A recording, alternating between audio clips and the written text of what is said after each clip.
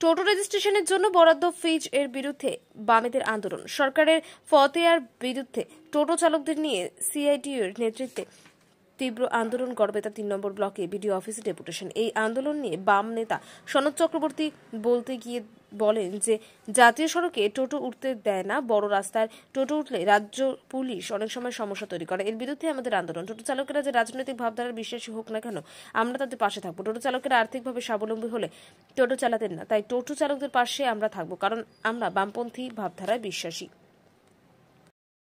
কার্যকর করলো না, তারা টাকা দিল না, কোথায় তৃণমূল কংগ্রেস তার বিরুদ্ধে তো সুপ্রিম কোর্টে বা হাইকোর্টে আবেদন করলো না যে আপনার রায়ের পরে গরিব মানুষ এখনো এই যে তৃণমূল কংগ্রেস এবং বিজেপিকে আশ্রয় করে বাঁচার চেষ্টার কথা ভাবছেন, বামপন্থীরা দুর্বল ভাবছেন।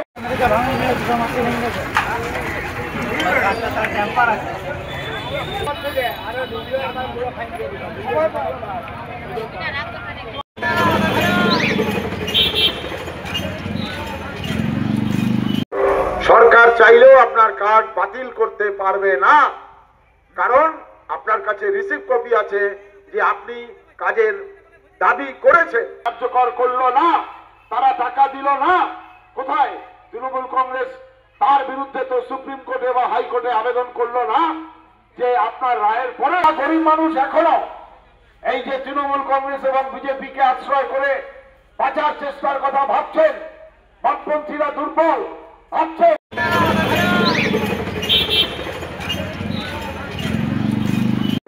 সরকার চাইলেও আপনার কার্ড বাতিল করতে পারবে না, কারণ আপনার কাছে রিসিভ কপি আছে যে আপনি কাজের দাবি করেছে। কার্যকর করলো না, তারা টাকা দিল না, কোথায় তৃণমূল কংগ্রেস তার বিরুদ্ধে তো সুপ্রিম কোর্টে বা হাইকোর্টে আবেদন করলো না যে আপনার রায়ের পরে গরিব মানুষ এখনো এই যে তৃণমূল কংগ্রেস এবং বিজেপিকে আশ্রয় করে বাঁচার চেষ্টার কথা ভাবছেন, বামপন্থীরা দুর্বল ভাবছেন।